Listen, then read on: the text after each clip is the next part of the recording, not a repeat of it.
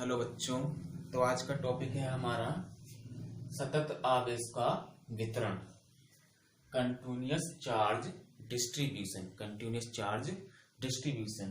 अब चार्ज का सतत वितरण क्या होता है? जब आवेश किसी पदार्थ पर या किसी वस्तु पर पास पास वितरित होता है या एक समान रूप से वितरित होता है, तब इसको बोलते हैं आवेश का सतत वितरण, यानी कि लगातार वितरण। ये तीन प्रकार से होता है। एक होता है हमारा रेखीय आवेश का रेखीय आवेश वितरण। रेखीय आवेश वितरण। अब रेखीय आवेश वितरण में होता क्या है? जब आवेश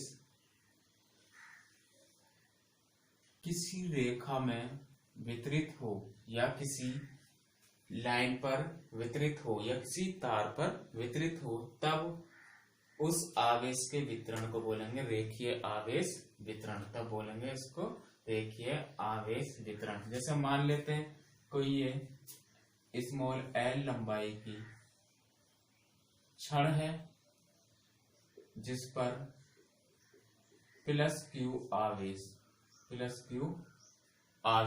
वितरित है। प्लस क्यू आवेश वितरित है और ये भी आवेश कैसा है? एक समान रूप से वितरित है। अब आता है हमारा रेखीय आवेश घनत्व। रेखीय आवेश घनत्व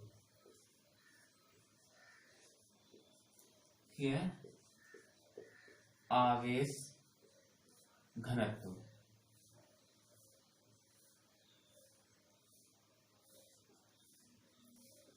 रेखीय आवेश घनत्व क्या होता है?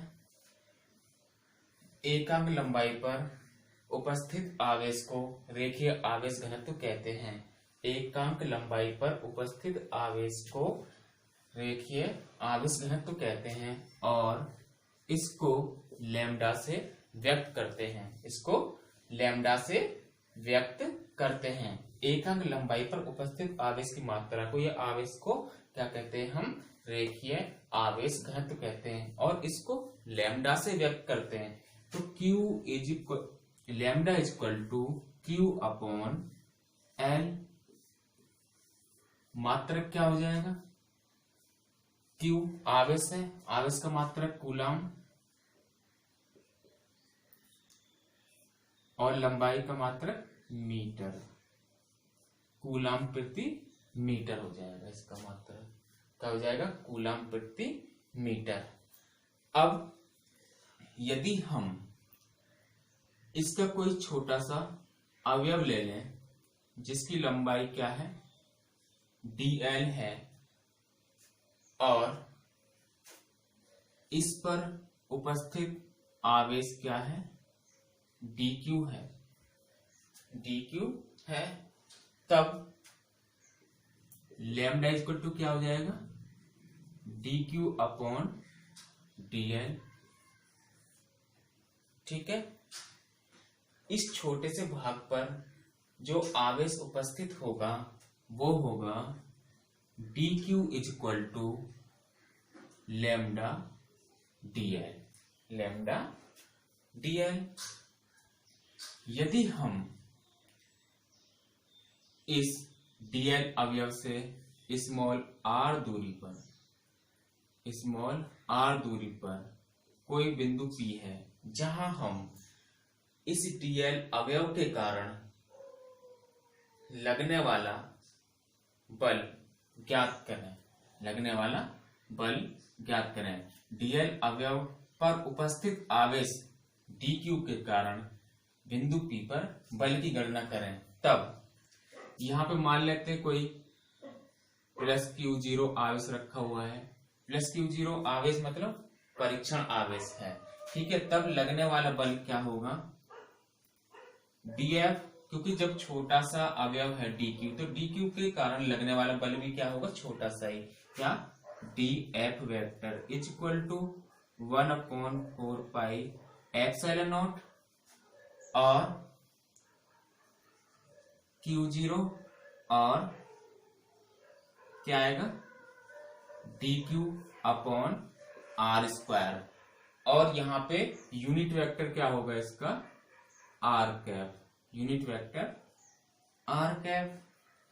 ठीक है, बट dq इक्वल टू क्या है lambda dl, dq equal to क्या है but dq equal to lambda dl, ये यहां रख दो, क्या हो जाएगा df vector equal to 1/4 pi epsilon naught, और इस Q0 को यहां ले लेते हैं Q0 lambda dl upon r square और r कैप। अब ये तो था छोटे से अवयव dq के कारण बिंदु P पर वैद्युत बल।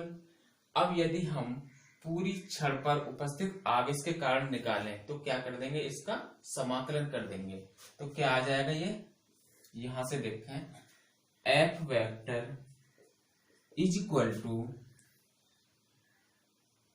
Q0 upon 4 pi epsilon naught integral इसकी टोटल लंबाई L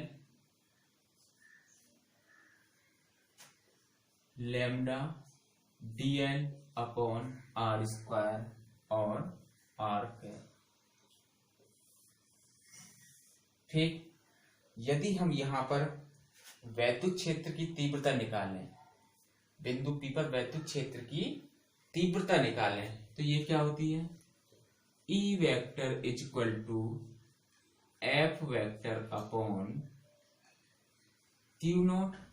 अब F वेक्टर के मान को यहां रखते हैं, क्या मिलेगा हमको E vector is equal to 1/4 pi epsilon not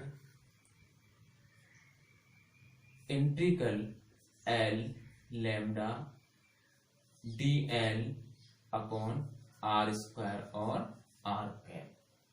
ठीक है, E vector equal to 1/4 pi epsilon naught integral L lambda dl upon r square और r कैप, r कैप। ठीक है,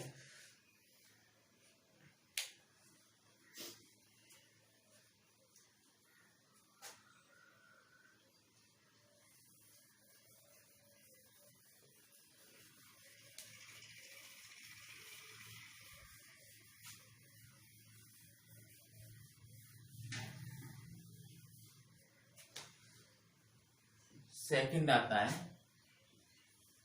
क्षेत्रीय आवेश वितरण। क्षेत्रीय आवेश वितरण, जब आवेश का वितरण किसी क्षेत्रफल वाली वस्तु पर हो, जैसे कोई प्लेट हो, ठीक है, कहने का मतलब 2D हो, आवेश का वितरण कैसी वस्तु पर हो जो 2 डायमेंशनल हो या क्षेत्रफल रखने वाली हो, जैसे कि हमारे पास ये वस्तु है, कोई प्लेट है और इस पर एक समान रूप से आवेश वितरित है। ठीक है, तब क्या बोलेंगे, आवेश का क्षेत्रीय वितरण है, क्षेत्रीय आवेश का वितरण। ठीक है, और यहां पे आएगा क्षेत्रीय आवेश घनत्व, क्षेत्रीय आवेश घनत्व।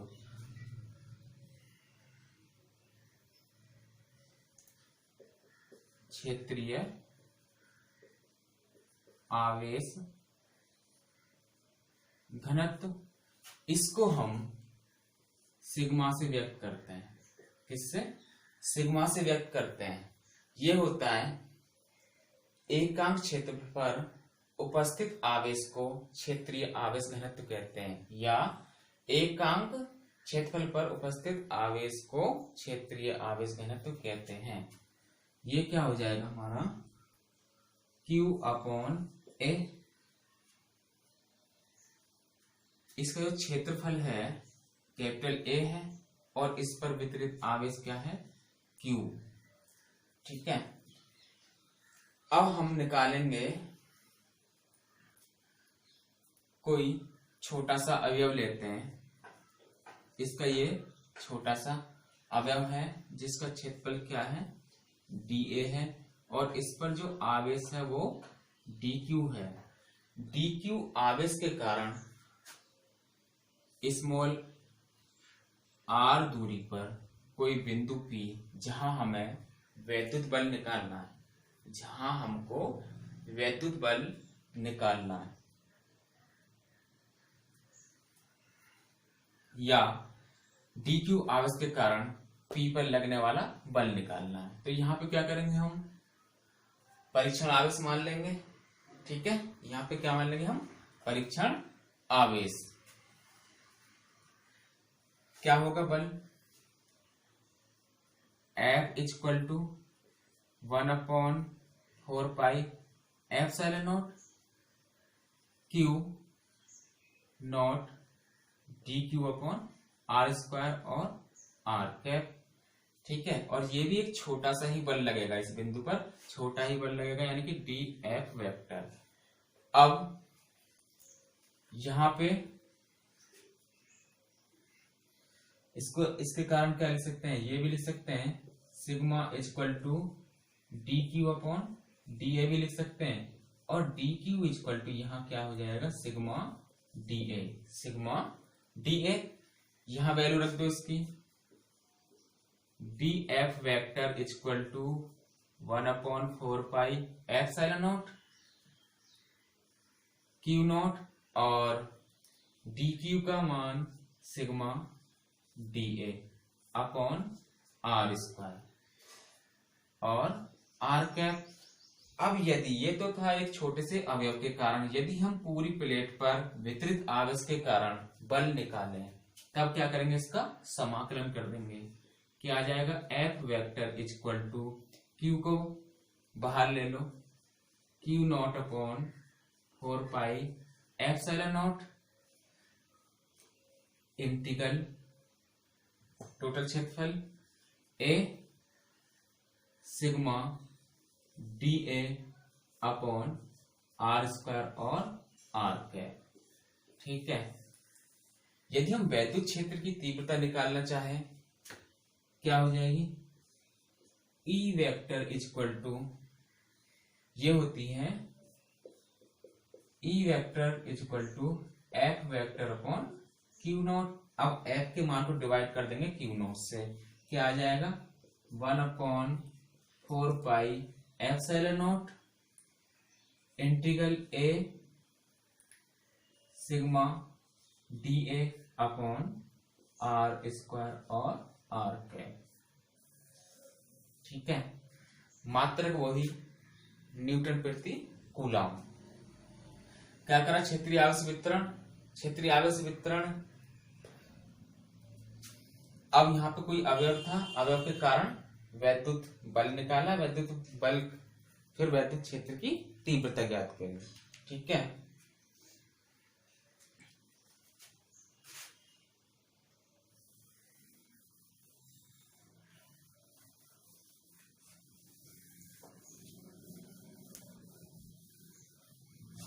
नेक्स्ट है आयतन आवेश वितरण।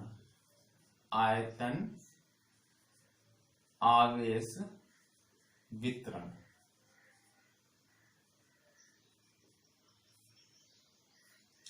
Volume charge distribution, volume charge distribution.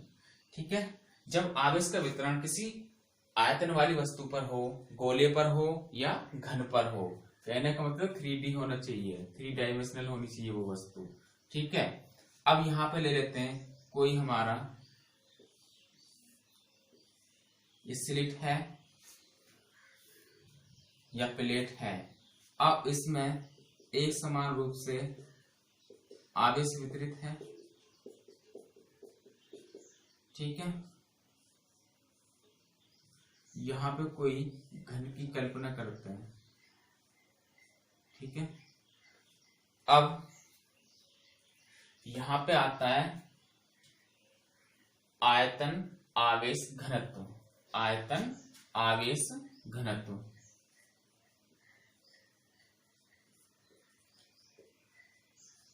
आवेश घनत्व। आयतन आवेश घनत्व क्या होता है? एकांक आयतन पर उपस्थित आवेश को क्या बोलते हैं? आयतन आवेश घनत्व। और इसको हम रॉ से व्यक्त करते हैं। इसको हम रॉ से व्यक्त करते हैं। एकांक आयतन पर उपस्थित आवेश को आयतन आवेश घनत्व बोलते हैं। एकांक आयतन पर उपस्थित आवेश को आयतन आवेश घनत्व बोलते हैं, यानी कि Q/V।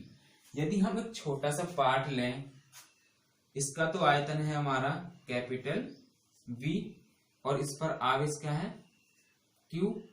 यदि हम इसका छोटा सा पार्ट लें जिसका आयतन dV और इस पर उपस्थित आवेश क्या है? dQ, तब आयतन आवेश घनत्व ρ इक्वल टू क्या हो जाएगा?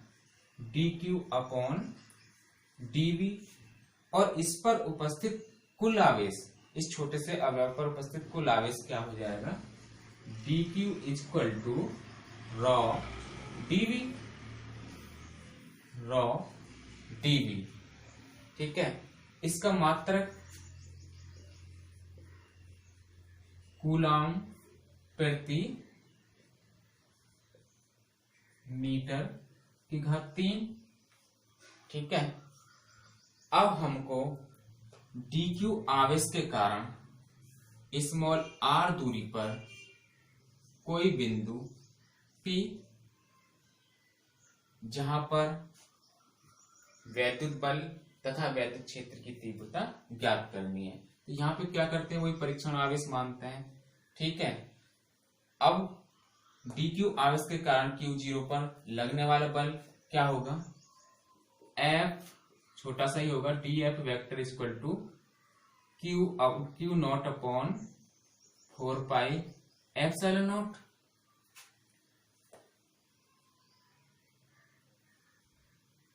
dQ/r² और r कैप। r कैप क्या है? यूनिट वेक्टर, ठीक है।